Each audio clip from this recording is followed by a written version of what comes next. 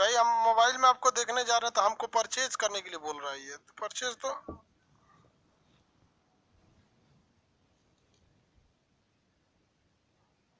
यार ये हम ही को परचेज करने के लिए बोल रहा है।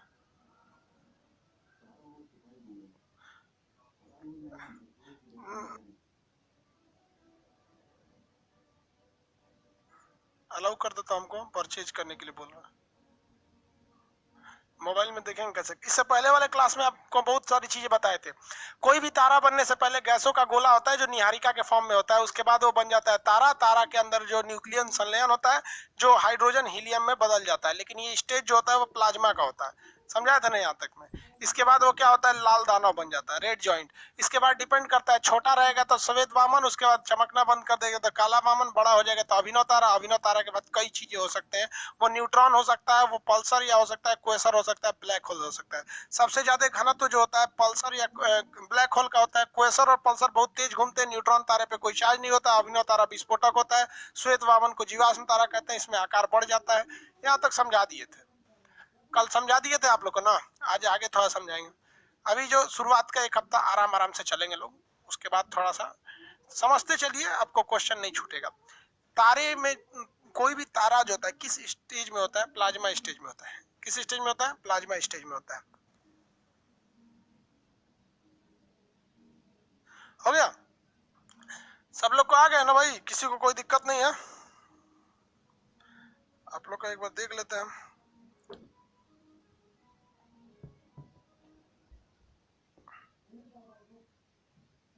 हो गया,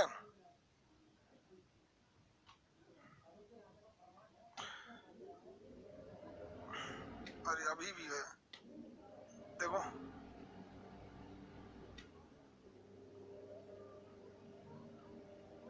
चलिए देखिए, आज आपको हम बताते हैं आकाश गंगा के बारे में।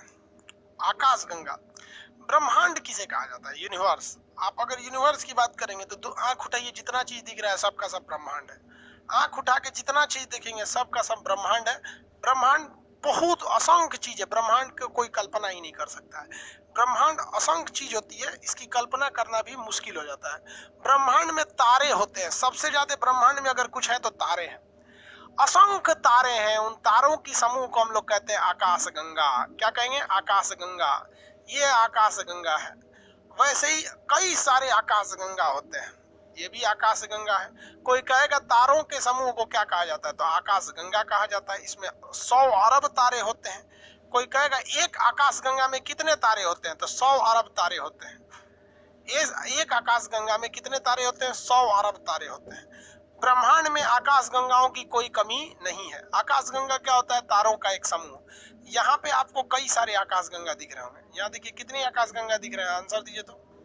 आकाश गंगा यहाँ पे आपको 6 आकाश गंगा दिख रही है। तारों के असंख्य समूह को आकाश गंगा कहा जाता है, जो ब्रह्मांड में बिखरे हुए हैं। यहाँ 1 2 3 4 5 6 आकाश गंगा दिख रही है। अगर आप ब्रह्मांड की बात करेंगे तो ब्रह्मांड में आकाश गंगा की कोई कमी नहीं है। ये आकाश गंगा की संख्या 100 अरब है। कितने हैं भैया, 100 अरब है। अभी आपको कितनी आकाश गंगाएं दिख रही हैं, कितनी दिख रही है इस आकाश गंगा में। ये आकाश गंगा अभी आपको दिख रही है केवल 6, जबकि कितनी आकाश गंगा है, 100। और हर एक आकाश गंगा में अगर तारे की बात करिएगा तो 100 अरब तारे हैं। ससुरा कहीं का 100 अरब आकाश गंगा है। हर आकाश गंगा में कितने तारे हैं, सब 100 अरब तारे हैं, 100 अरब तारे। तो इंग्लिश में आकाश गंगा को हम गैलेक्सी कहते हैं। इंग्लिश में क्या कहते हैं, गैलेक्सी। तो एक ये गैलेक्सी, एक गैलेक्सी, ये गैलेक्सी, ये गैलेक्सी, टोटल कितनी गैलेक्सी दिख रही है, 6 गैलेक्सी दिख रही है। ब्रह्मांड में तारों के असंख्य समूह को आकाश गंगा या गैलेक्सी कहते हैं। इसी एक आकाश गंगा में हमारा कोई अपना एक सूरज होगा। ये सब तारे हैं सब। सूरज भी क्या है भाई, सूरज भी एक प्रकार का तारा है। इसी आकाश गंगा में कोई एक हमारा सूरज अपना तारा होगा। और इसमें कौन सा तारा है भाई, तो किसी न किसी एक में हमारा सूरज होगा। समझ में आया कि नहीं आ गया।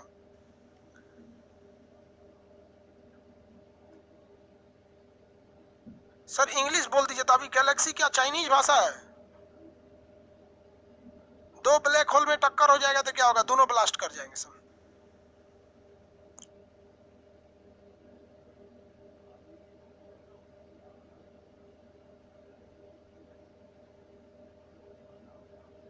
देखिए बहुत ध्यान से, कह रहा है सर बीपीएससी मेंस का तैयारी करा दीजिए। हम हाथ पकड़ के तैयारी करवाएंगे रे बबुआ, यही सब पूछेगा, पढ़ लो हो जाएगा। तू लोग लुटाने के लिए अइबे किया है, हाथ पकड़ के तैयारी कराएंगे हम आपका। ये सारी की सारी चीजें क्या है, गैलेक्सी है। इसमें किसी एक गैलेक्सी में हमारा अपना सूर्य होगा, कोई एक ऐसी गैलेक्सी होगी जिसमें हमारा अपना सूर्य होगा। मान लीजिए कि हमारा सूर्य इस गैलेक्सी में है, तो ये हमारा सूर्य है भाई, हमारा ये वाली गैलेक्सी सूर्य है, इसमें हम रेड कलर का कर दिए, ये हमारा सूर्य है। छोटा सा है, हम बड़ा कर दिए ताकि आपको दिखाई दे। ये सूर्य है हमारी एक गैलेक्सी में। तो आप बताइए ये जितनी गैलेक्सी हैं, 1 2 3 4 5 6, इन 6 गैलेक्सी में हमारे लिए सबसे इंपॉर्टेंट गैलेक्सी कौन है? हमारे लिए सबसे इंपॉर्टेंट गैलेक्सी कौन हो जाएगा? आंसर देंगे तो इन 6 गैलेक्सी में हमारे लिए सबसे इंपॉर्टेंट गैलेक्सी कौन होगा? नूपुर पांडे 1.4 यूनिट क्या होता है? बेवकूफ, कल समझाए थे, चंद्रशेखर सीमा होता है। 3 नंबर महत्वपूर्ण है। देखो बाबू, आप लोग को एक बात बताते हैं, आप कोई क्वेश्चन पढ़ने से पहले एक बार याद रखिएगा प्रीवियस क्लास किए रहना चाहिए, वरना डायरेक्ट आके मत पूछा कीजिए बेवकूफ की तरह। हम उनमें से नहीं है कि पहला दूसरा क्लास है तो आपको बाबू भैया कह के समझाएंगे, पीट पाट देंगे हम। ऑफलाइन रहते तो छूट देते हम। मेरे लिए जरूरी, हम आपको मेहनत से पढ़ाते हैं, आप भी मेहनत करके पढ़िए। कल का क्लास किए नहीं और आज आके कर रहे सर 1.44 यूनिट क्या है? कोई गधा है जिसको ये समझ में नहीं आया हो, जो कल का क्लास किया और उसे ये नहीं पता 1.44 क्या है? अरे ज्योग्राफी में 1.44 सीनते सीधे मारिए चंद्रशेखर सीमा, ऑप्शन बी पर लिखा रहता है। 3 नंबर जरूरी है। क्यों जरूरी है भाई? 3 नंबर इसलिए जरूरी है क्योंकि हम उसी में रहते हैं, हम इसी में रहते हैं 3 नंबर। अब एक बात बताइए, ये सिद्धांत है दुनिया का कि जो हमारे लिए जरूरी है हम उसका अलग नाम रखते हैं। जैसे दूसरे के घर को हम हाउस कहते हैं, लेकिन जिस घर में हम रहते हैं उसे हम होम कहते हैं। समझ में आई कि नहीं? दूसरे के घर को हाउस कहते हैं, your house, this house, that house, but हम अपने घर को कभी हाउस नहीं कहते हैं, हम होम कहते हैं। तो जो हमारा रहता है हम उसे अलग नाम से बुलाते हैं। ये जरूरी है कि मानते हैं कि ये सब के सब क्या है सर? गैलेक्सी है सब। ये सब के सब क्या है सर? गैलेक्सी। हिंदी में क्या कहेंगे? आकाश गंगा है सर। 100 अरब आकाश गंगा है, गिन नहीं सकते हैं 100 अरब इतनी होती है, लेकिन उन 100 अरब आकाश गंगाओं में एक ऐसी आकाश गंगा है जिसमें हमारा अपना सूर्य है, इसलिए हम सूर्य के चारों ओर चक्कर लगाते हैं। तो अगर कहा जाएगा कि हम कहाँ हैं, तो हम इसी 3 नंबर वाली आकाशगंगा में रहते हैं। इसलिए इस आकाशगंगा का नाम मंदाकिनी रख दिया गया। क्या नाम रखा गया? मंदाकिनी। इस 3 नंबर को क्या कहते हैं? मंदाकिनी। मंदाकिनी। हम बताइए हमारी आकाशगंगा का नाम क्या है? मंदाकिनी नाम है। क्या है? मंदाकिनी। सीबीएसई वाला इसको मंदाकिनी नहीं कहता है, मिल्की वे कहता है। क्या कहेगा? मिल्की वे। मिल्की वे। तो हम किस आकाशगंगा में रहते हैं? हमारी आकाशगंगा का नाम मंदाकिनी है। क्वेश्चन पूछेगा क्या हमारी मंदाकिनी आकाशगंगा है? क्या दिक्कत है? नहीं समझ में आया? हमारी भैया बतिया तो बराबर है, ये आकाशगंगा का नाम अलग है बस ना। हम कौन सी आकाशगंगा में रहते हैं? मंदाकिनी नामक आकाशगंगा में रहते हैं। इसका मतलब हमारी मंदाकिनी आकाशगंगा है, लेकिन सभी की सभी आकाशगंगा मंदाकिनी नहीं है। सभी की सभी मंदाकिनी आकाशगंगा नहीं है। समझ में आ गया कि नहीं आ गया? किसी को कोई दिक्कत है? आगे बढ़ जाओ।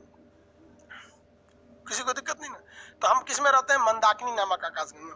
मंदाकिनी को इंग्लिश वाले मिल्की वे कहता है। अब हिंदी मीडियम वाला को खखोरने की आदत है। मिल्क मतलब होता है दूध, तो इसका नाम रख दिया गया दुग्ध मेखला। मेखला ससुरा एकरे हिंदी कर दिया दुग्ध मेखला।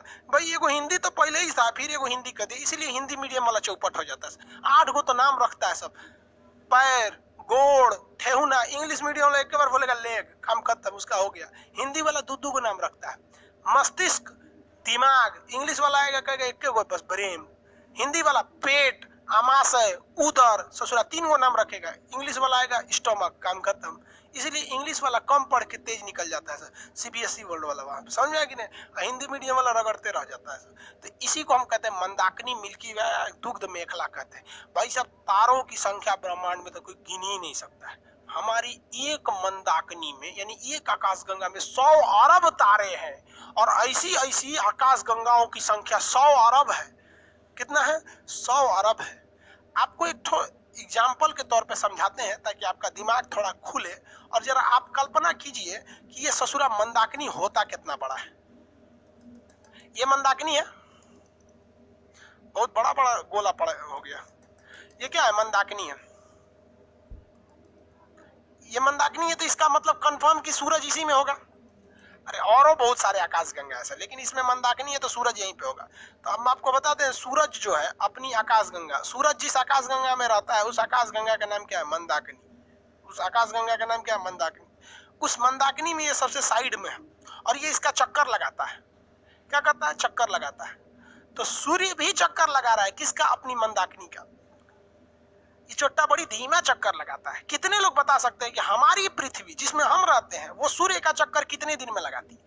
हमारी पृथ्वी सूर्य का चक्कर एक चक्कर पूरा कितने दिन में लगा देती है?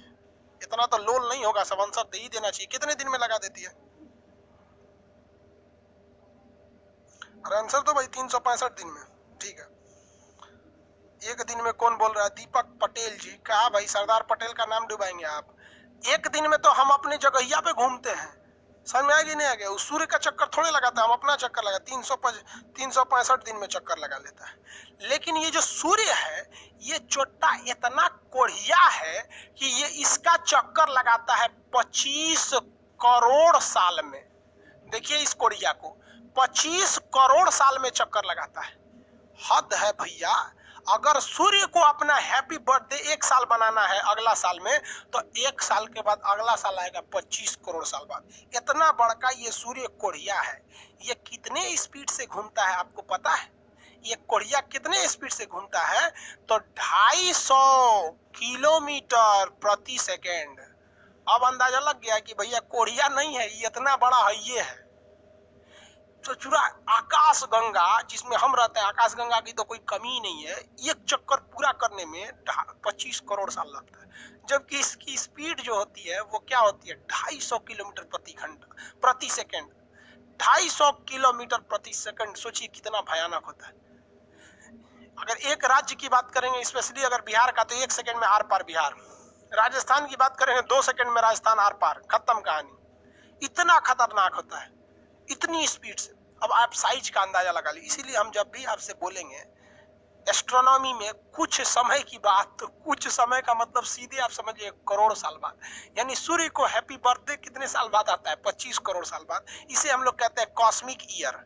कॉस्मिक ईयर, कॉस्मिक ईयर कितने साल का होता है? 25 करोड़ का होता है। लेकिन हम लोग किसका चक्कर लगाते हैं? सूर्य का, तो उसे हम लोग सोलर ईयर कहते हैं। हम लोग तो सूर्य का चक्कर लगाते हैं, तो सोलर ईयर 365 दिन का होता है। सोलर ईयर 365 डेज का होता है। जबकि कॉस्मिक ईयर कितने साल का होता है? 25 करोड़ साल का। आइडिया लग गया आप लोगों को कितना बड़ा है कितना छोटा है? दिमाग काम कर रहा है ना? 2500 लिख दिए क्या? 250 किलोमीटर प्रति सेकंड होता है जी।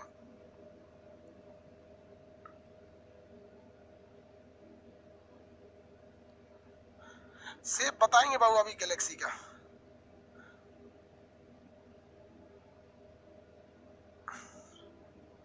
आज बायो का पूरा क्लास नहीं चल पाया था इसलिए पूरा नहीं। सब ऑप्शन बी ही होता है सर? क्या नहीं रे बाबू, सब बी नहीं होता है। 4 गो ऑप्शन ही रहता है। तू जो बैच में उसका ऑप्शन बी होता होगा बाबू। तोरे जिला की जितनी जनसंख्या है उतना लड़का को हम पढ़ा चुके हैं, समझे? ब्लैक होल किस स्टेट में? अरे भाई एक और है एक सर, इसका मतलब कहीं और भी जीवन है। हमको भी लगता है वो सब हम लोग को नहीं खोज पा रहा है, ऐसा हम लोग उसको नहीं खोज पा रहे हैं। तो ये आपका समझ में आ गया आपको? मिल्की वे। यहाँ देखिए 100 अरब आकाश गंगाओं में से क्या किया गया? कुछ आकाश गंगाओं का ग्रुप बना दिया गया। 3-3 का ग्रुप बनाया गया। 3-3 का क्या किया गया? ग्रुप बना दिया गया। 3-3 आकाश गंगाओं का ग्रुप बना दिया गया। 3 आकाश गंगाओं के ग्रुप को हम लोग क्लस्टर कहते हैं। क्या कहते हैं? क्लस्टर। क्या कहेंगे? क्लस्टर। 3 आकाश गंगाओं के ग्रुप को क्या कहेंगे? क्लस्टर। हम जिस आकाश गंगा में रहते हैं उसका नाम है मंदाकिनी, और हमसे करीबी जो सबसे करीबी आकाश गंगा है उस सबसे करीबी आकाश गंगा को हम लोग कहते हैं देवयानी, एंड्रोमेडा। जैसे देखिए ये सबसे करीबी है एक तरह से, ये तो थोड़ा ज्यादा दूर है, ये करीब बना दिए इसको, तो इसे कहते हैं देवयानी। देवरानी नहीं, देवयानी, एंड्रोमेडा।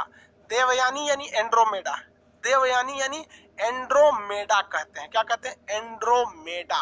क्या कहेंगे? एंड्रोमेडा। तो ब्रह्मांड में कितनी आकाश गंगाएं? 100 अरब आकाश गंगाएं। 3 आकाश गंगाओं के समूह को क्या कहते हैं? सुपर क्लस्टर कहते हैं। इस सुपर क्लस्टर में 3 आकाशगंगा रहती हैं। इसमें से किस आकाशगंगा में हम रहते हैं? तो हम मंदाकिनी नामक आकाशगंगा में रहते हैं। हमारी मंदाकिनी में सबसे करीबी मंदाकिनी कौन सा है? तो देवयानी है।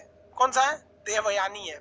मंदाकिनी का नाम क्या है? देवयानी। ये कुछ किलोमीटर दूर है कुछ किलोमीटर का अंतर समझ में आ रहा है ना। अब हम आते हैं अपनी मंदाकिनी में। हमारी आकाशगंगा जो है वो तो यहाँ है। हमारी सूर्य से सबसे बाद जो दूसरे नंबर पे तारा आता है, इसका नाम है प्रोक्सिमा सेंचुरी। इसका नाम क्या है? Proxima Centauri. Proxima Centauri. अगर हम 1 सेकेंड में 3 लाख किलोमीटर जाएंगे ना, कितना जाएंगे? 1 सेकेंड में 3 लाख किलोमीटर जाएंगे तो 2.5 साल बाद यहाँ पहुंचेंगे। 1 सेकेंड में 3 लाख किलोमीटर अगर भागे, सोचिए 1 सेकेंड में 3 लाख, तो 1 मिनट में कितना? 2.5 साल बाद यहाँ पहुंचेंगे। तो भी सोचो हमसे सबसे करीबी तारा है। क्वेश्चन कितने लोग आंसर दे सकते हैं? हमसे सबसे करीबी तारा का नाम कितने लोग आंसर दे सकते हैं? देखते हैं सही कितने लोग देते हैं। देवरानी नहीं रे बाबू, देवयानी। देवरानी लिख दिए थे क्या? हम देवरानी लिख दिए थे। हमसे सबसे करीबी तारा प्रोक्सिमा सेंचुरी। धनंजय कुमार गलत है। सूर्य हमसे सबसे करीबी तारा। आधा लड़कों का सही है, आधा लड़कों का गलत है। सूर्य भैया हमसे सबसे करीबी है। दूसरा सबसे करीबी प्रोक्सिमा सेंचुरी है। अगर कहेगा कि सूरज का सबसे करीबी, तब ना प्रोक्सिमा सेंचुरी। हमारा सबसे करीबी सूरज। नहीं समझता है इस आंसर मार के आएगा, कहेगा 100 को में 80 को सही मारे हैं 80 को सही मारे। हमसे सबसे करीबी तारा सूर्य। सूर्य का सबसे करीबी प्रोक्सिमा सेंचुरी। और ये मंदाकिनी नामक आकाशगंगा का सबसे करीबी आकाशगंगा तो एंड्रोमेडा यानी देवयानी। एंड्रोमेडा यानी देवयानी। समझ में आया कि नहीं आ गया? देखो भैया, सबसे करीबी तारा सूर्य, सूर्य का सबसे करीबी प्रोक्सिमा सेंचुरी, इस पूरी आकाशगंगा का सबसे करीबी आकाशगंगा देवयानी यानी एंड्रोमेडा। 3 आकाशगंगाओं के समूह को सुपर क्लस्टर कहिए या क्लस्टर कहिए। 1 नंबर सन, 2 number Proxima Centauri. Very good. उल्टा पुल्टा कौन है भाई? तो लड़का का नाम है उल्टा पुल्टा। कैसे उल्टा हुआ था क्या? ये सब बुखार झाड़ता है, जो उल्टा होता है सब चिली कुलिक समा जाता है तो झाड़ता है। नाम लिख ले उल्टा पुल्टा।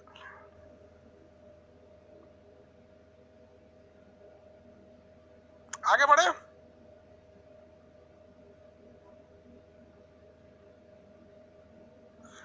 आगे देखते हैं हम लोग।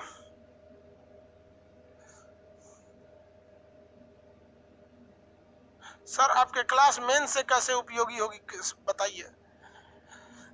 ये हो गया ना। अब आओ यहाँ पर, ये हमारी आकाशगंगा हो गई। दूसरी आकाशगंगा हम बनाते हैं, थोड़ा बड़ा बनाते हैं। ये हमारी अपनी मंदाकिनी है। हम तो आपको समझने के लिए बता दे रहे हैं, थोड़ा बड़ा बना रहे हैं क्योंकि अब इसमें हमको तारामंडल वगैरह सब बनाना है। ये मंदाकिनी है। ये हमारी क्या है भैया? मंदाकिनी। इस मंदाकिनी में हमारा कौन होगा? सूर्य होगा। मंदाकिनी में हमारा आकाशगंगा है। हमारा जो आकाशगंगा है ना, सर्पिलाकार है। सर्पिलाकार। सर्पिलाकार को अंग्रेजी में क्या कहते हैं? स्पाइरल। स्पाइरल है। स्पाइरल का मतलब क्या होता है भाई साहब? स्पाइरल का मतलब आप थोड़ा समझिए कि अगर हम आपको एक कोई एरिया दे देते हैं, ये एरिया, और इस एरिया में हम कहते हैं कि 100 ताराओं को सजाइए, तो 100 तारा कैसे सज पाएगा भैया?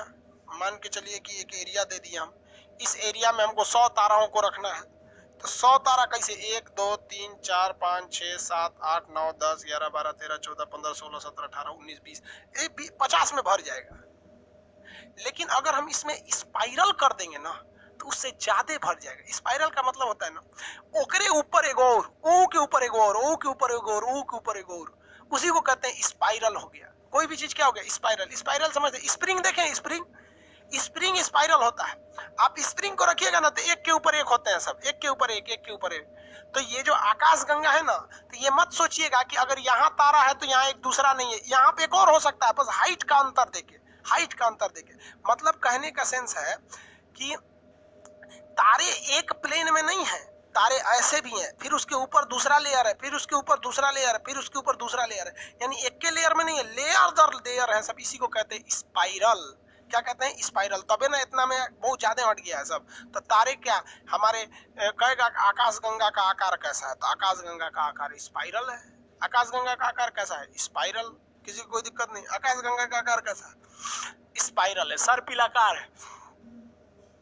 हमारा सूर्य जो है वो आकाश गंगा में किस साइड में है? तो एकदम किनारे स्थित है, यहाँ पर किनारे में स्थित है हमारा सूर्य। आकार कैसा है भैया? स्पाइरल है। आकार स्पाइरल है। इस आकाश गंगा में हमारा जो सूर्य है, इस सूर्य से ये पूरी आकाश गंगा से तो दिखाई ही नहीं देगा, इतना ज्यादा तारे हैं सब। सूर्य के आकाश गंगा में इतने तारे हैं सब, 100 अरब तारा है सब। किसको दिखाई देगा यहाँ पे? 100 अरब तारा में नहीं ना दिखाई देगा यहाँ पे। तो इसमें जो सूर्य से थोड़ा दूरी पर तारे हैं, ये तारे कुछ हद तक दिखाई देते हैं, और जो पास वाले हैं तो ज्यादा ही दिखाई देते हैं। समझ में आएगी नहीं? तो सूर्य से दूरी पर स्थित ताराओं के समूह को हम तारामंडल यानी क्या कहते हैं? क्लस्टर कहते हैं, कॉन्स्टेलेशन कहते हैं। तारामंडल 89 तारामंडल है। सूर्य से बहुत दूरी पर, ये हमारा सूर्य है, तो सूर्य से बहुत ज्यादा दूरी पर स्थित ताराओं को हम क्या कहते हैं? तारामंडल। क्या कहेंगे? तारामंडल। आप देखे होंगे प्लानिटोरियम में घूमने जाते होंगे तारामंडल। और सूर्य के करीब जो तारों का समूह है उन्हें ग्रुप ऑफ स्टार यानी नक्षत्र कहते हैं। 27 गो नक्षत्र होते हैं। नक्षत्र नक्षत्र कैसे लिखा? नक्षत्र, नक्षत्र कहते हैं, ग्रुप ऑफ स्टार कहते हैं। और हम यहां समझिए ध्यान से, और सूर्य के करीब जो ग्रहों का समूह है इसे हम लोग कहते हैं सौर मंडल। तो इसमें कितने ग्रह हैं? 8 ग्रह हैं, इसे कहते हैं सौर मंडल। सौर मंडल। देखो बबुआ, सूरज यहाँ पे बना देते हैं, सूरज को थोड़ा बड़ा कर देते हैं ताकि आप लोग को दिखाई तो दे कम से कम। पता नहीं दिख रहा होगा कि नहीं, मोबाइल में देख ले, दिख तो रहा है। अरे बढ़िया दिख रहा है, हम खामखा में परेशान है। देखो भाई, सर कुछ तारे चलते हैं, कुछ नजर आते हैं। बेवकूफ कहीं का, रात में तुम जहाज देख लिया है। हाँ, जैसा हम नोट्स यूज कर रहे हैं सर, वो नोट्सवा स्पाइरल है, इसका नोट्सवा स्पाइरल है। अच्छा बात है भाई। देखिए, सूर्य के एकदम करीब जो ग्रह हैं उनकी संख्या 8 है, इन्हें हम सौर मंडल कहते हैं। इसी 8 में एक हमारा पृथ्वी है। सूर्य से थोड़ी दूरी पर स्थित 27 तारों का कुछ ग्रुप है जिन्हें हम नक्षत्र कहते हैं। सूर्य से ज्यादा दूरी पर स्थित जो है उनको हम लोग क्या कहते हैं? तारामंडल कहते हैं। और पूरा का पूरा उठा लीजिएगा तो ये आकाश गंगा, इसे हम मंदाकिनी कहते हैं। तो हमारी अपनी आकाश गंगा अर्थात हमारी मंदाकिनी में तारों से बहुत ही दूरी पर स्थित तारों का समूह, सूर्य से बहुत ही दूरी पर स्थित तारों के समूह को हम तारामंडल कहते हैं। लेकिन सूर्य से थोड़ी दूरी पर स्थित तारों के समूह को नक्षत्र कहते हैं, और सूर्य के करीब के ग्रहों को तो हम ग्रह सूर्यमंडल कहते हैं। ये बताइए, हमारे जीवन पर क्योंकि हम लोग तो 8 ग्रह में से तीसरा नंबर ग्रह पे रहते हैं, पृथ्वी पर। हमारी पृथ्वी अगर बोल दीजिए तो ग्रह में से हमारे लिए पृथ्वी कौन सा है? कौन ग्रह है? हम लोग पृथ्वी पर। हमारी अपनी पृथ्वी पर ज्यादा असर बताइए इन नक्षत्रों का पड़ेगा कि ये तारामंडल का पड़ेगा? बताइए, पृथ्वी पर, यहीं पे कहीं पृथ्वी होगी, इस पृथ्वी पर ज्यादा असर नक्षत्र डालेगा या फिर तारामंडल डालेगा? नक्षत्र या तारामंडल? बताइए। नक्षत्र को ग्रुप ऑफ स्टार कहते हैं, तारामंडल को कॉन्स्टेलेशन कहते हैं। कौन डालेगा भैया ज्यादा असर? नक्षत्र एन डालेगा। 27 वाला लिख रहा है नक्षत्र नहीं दिखा रहा था। तारामंडल इन इंग्लिश कॉन्स्टेलेशन, नक्षत्र डालेगा। क्या डालेगा? नक्षत्र। कितने लोग बता सकते हैं कि ज्योतिष क्या कहलाता है? केवल इस 27 को पढ़ लीजिए तो ज्योतिष कहलाता है। तो जो एस्ट्रोलॉजी यानी ज्योतिष विज्ञान पूरे अंतरिक्ष विज्ञान का एकमात्र हिस्सा है। जितने ज्योतिष के विद्वान लोग घूम रहे हैं ना, वो केवल इस 27 को पढ़े हैं। ये केवल 27 को पढ़े हैं। और हम देखिए आपको क्या क्या पढ़ा रहे हैं। हम आपको ब्रह्मांड पढ़ाया, आकाश गंगा बताए, ससुरा क्लस्टर बताए, उसके अंदर आकाश गंगा, मंदाकिनी, नक्षत्र ये पढ़ाए। तो हमारा कोई वैल्यू नहीं है। और ज्योतिष बन के अपने को हीरो समझता है। अरे भैया, ज्योतिष कौन ची है रे तू? ससुरा ये 27 गो नक्षत्र पढ़ लिया तो अपने आप को बहुत बड़का ज्योतिष समझ रहा है। तो हम तो ज्योतिष का बड़का ज्योतिषा है। हम तो नहीं समझ में आया। ज्योतिष बोल, अरे 27 को पढ़ लिए नक्षत्र ज्योतिष। ज्योतिष से पूछेगा ना कि तारामंडल बताइए ना, उर्सा मेजर, उर्सा माइनर, बृहद, सप्तऋषि, सब नहीं पता है उसको। केवल ये 27 को पढ़ लीजिएगा, पूरा पढ़िएगा तो एस्ट्रोनॉमी, खाली 27 पढ़िएगा तो ज्योतिष, एस्ट्रोलॉजी दोनों पढ़ा दें कि एक को पढ़ाएं? बोलो बबुआ, ज्योतिषो पढ़ा दें? ज्योतिषाचार्य हैं आप? अरे भाई ज्योतिष हुए 27 को पढ़िए, आपका बुद्धि काम नहीं कर रहा है। ये ना 27 को नक्षत्र होता है, लोग कहते हैं ना कोने नक्षत्र में पैदा हुआ है, काहे ना कहते हैं कोने तारामंडल में पैदा हुआ है। तारामंडल में कहां से पैदा हो जाएगा? हाँ दोनों देखा, ज्योतिष का ज्यादा झगड़ा है यहाँ पे, ज्योतिष सब कह रहा है, दोनों पढ़ा दीजिए। अरे बाप रे बाप, इसलिए ज्योतिष का ये सब भागले हैं सब यहाँ पे, दोनों पढ़ा दीजिए। हाँ ज्योतिष में बता देंगे कि किस नक्षत्र में पैदा होंगे तो आपको लड़की उड़की बड़ी पसंद कर सकेंगे सर। वृषभान में अगर पैदा होंगे ना, वृषभान नक्षत्र में, तो लड़की सब बहुत आपको लाइन मारेगी। सब समझ में आ गया कि नहीं? वृषभान नक्षत्र लड़कियों के लिए बड़ी लाइन मारते हैं सब, वो सबको लड़की देखते दीवाना हो जाती है इन सबको। वृषभान में हम बता देंगे कौन कौन वृषभान का होगा, पता कर लीजिएगा कौन कौन वृषभान का, उसको लड़की बड़ी पसंद करते हैं। कृष्ण भगवान वृषभान राशि के थे, आप पढ़िएगा गाना में, वृषभान दुलारे। कृष्ण भगवान को लोग वृषभान दुलारे किसको बोला जाता है? कृष्ण भगवान को बोला जाता है ना। वो पूरा वृंदावन वाला गोपी सब कृष्ण भगवान के पीछे थी सब यहाँ पे। अरे बाप रे, सब देखो, सब कर, सब देखो, सब मना रहा है, हम वृषभान के निकले। रे पगला,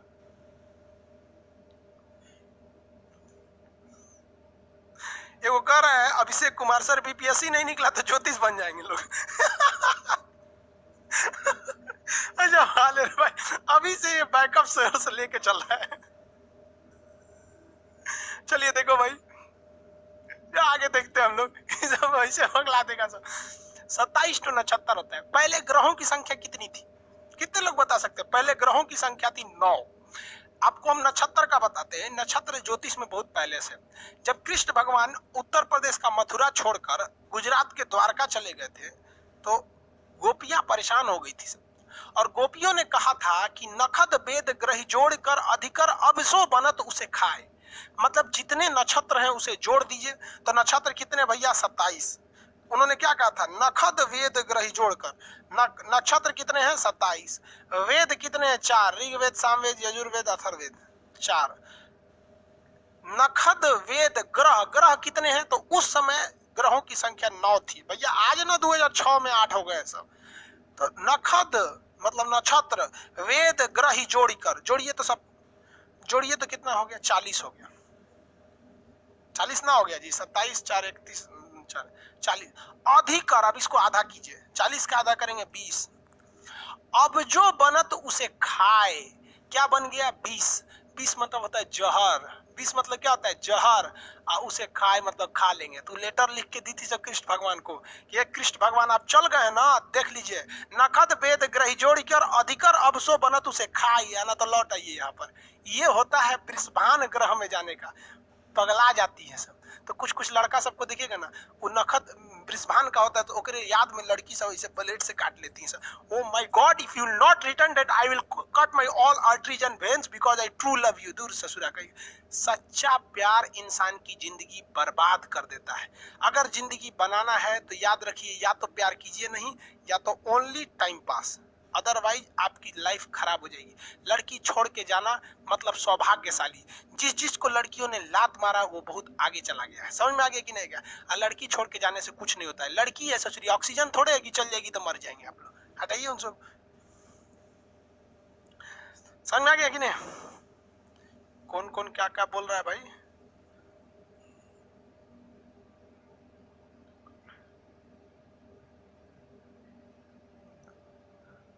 चल भैया, इतना समझ में आ गया। बता,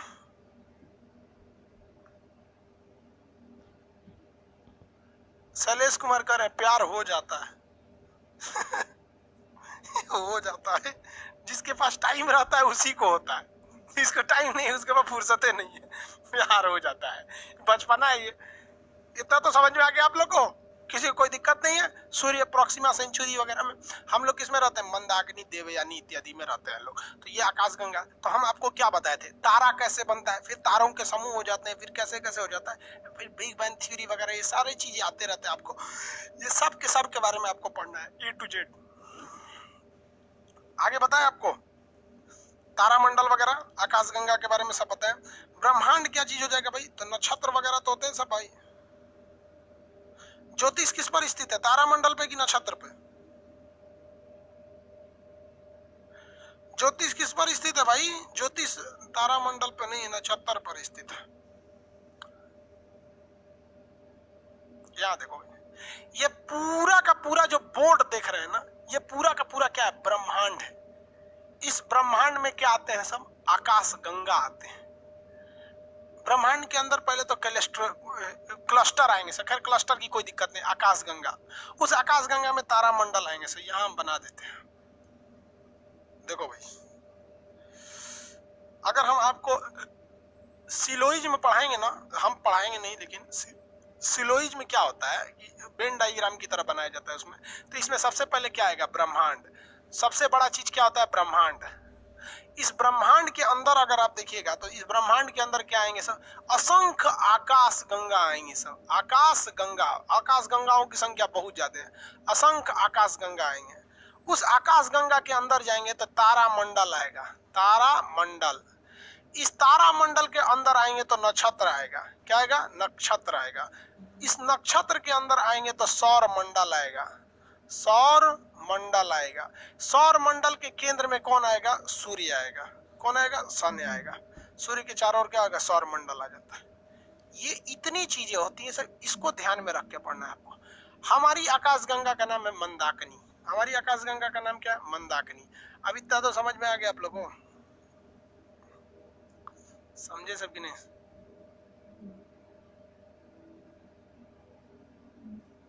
नक्षत्र ग्रुप ऑफ स्टार आकाशगंगा का चक्कर लगाते हैं। सूर्य किसका चक्कर लगाता है, आगे बढ़े, सूर्य किसका चक्कर लगाता है, आंसर बताइए फटाफट।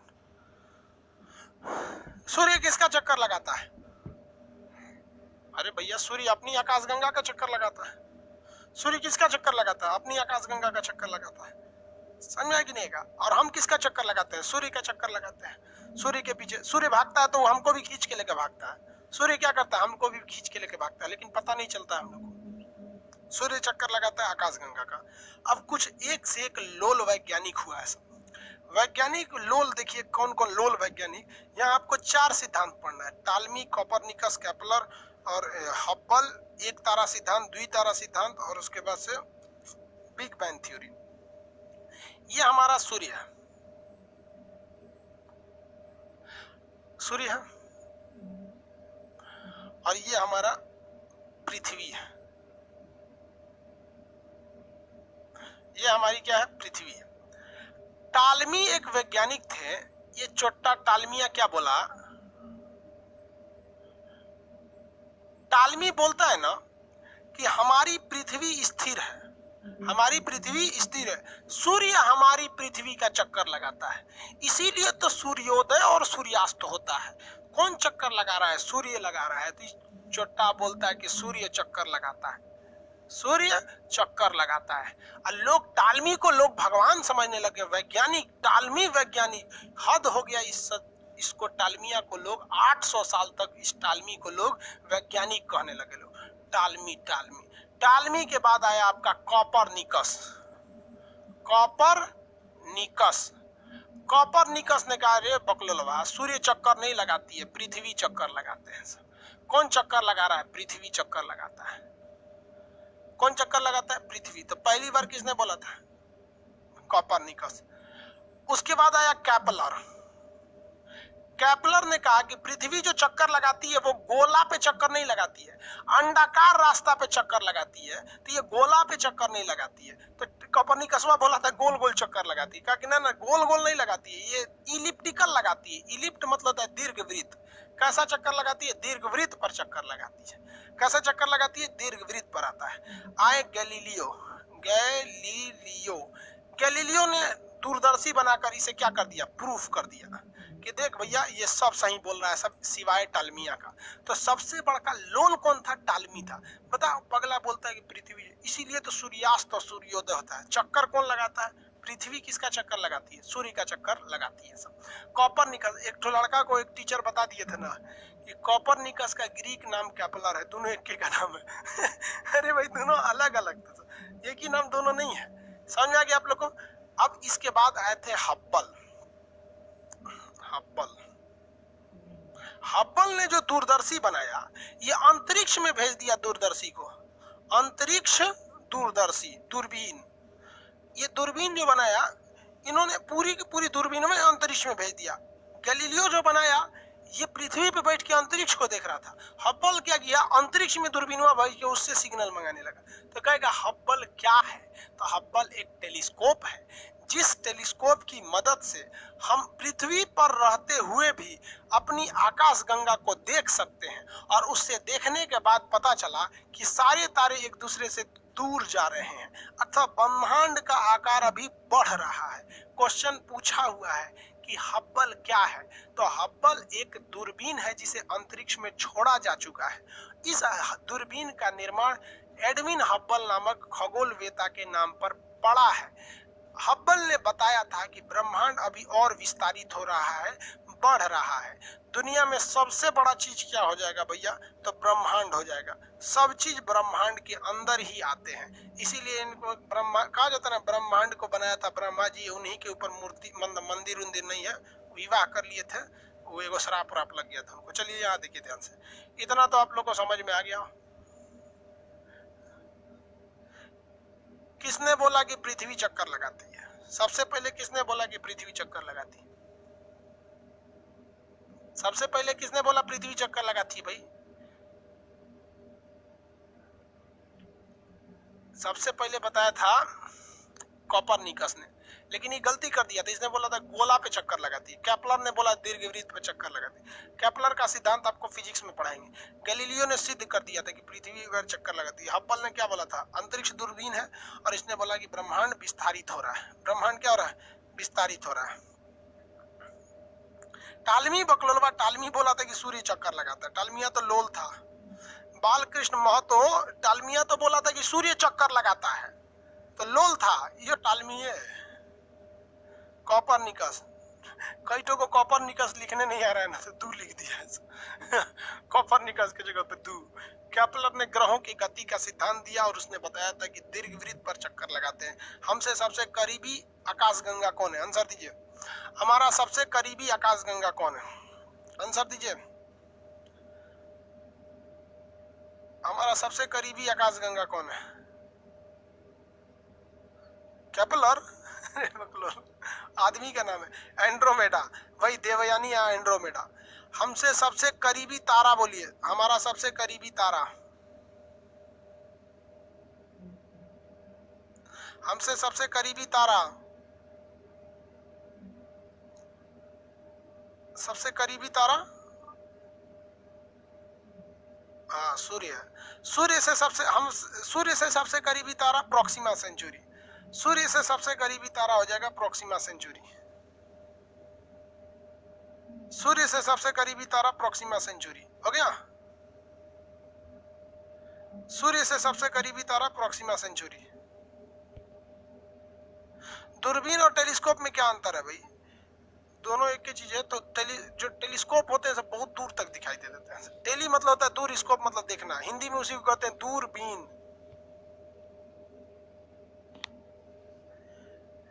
नक्षत्र में कितने तारा समूह होते हैं? नक्षत्र की टोटल संख्या बताएंगे। नक्षत्र की टोटल संख्या, नक्षत्र की टोटल संख्या, नक्षत्र की टोटल संख्या 27। तारामंडल की संख्या 89, 89 तारामंडल है। तारामंडल की संख्या 89 है।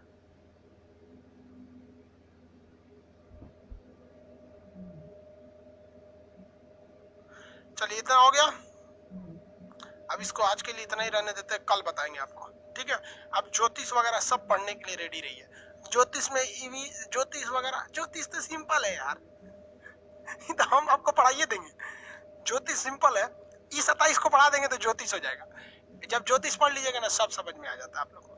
ज्योतिष में कहते हैं ना कि शनिचर के दिन बाल नहीं कटवाना चाहिए, समझ में गया? आपको कंसेप्ट नहीं पढ़ाता है। शनिवार के दिन किसी भी काले चीज को नहीं मिटाना चाहिए, क्योंकि नक्षत्र में सबसे खतरनाक आपके ग्रह में शनि भगवान आते हैं, क्योंकि नक्षत्र सीधा देखता है ग्रहों को और ग्रह देखता है पृथ्वी पर। तो जैसे कहते हैं शनिवार के दिन कोई भी काले चीज को नहीं मिटाना चाहिए, क्योंकि शनिवार के दिन अगर काले चीज को मिटा देंगे तो शनि भगवान गुस्सा हो जाते हैं। समझ में आगे कि नहीं आगे? किसी को कोई दिक्कत नहीं है? आगे बढ़े, चलिए नेक्स्ट क्लास कल करेंगे, आज के लिए इतना ही।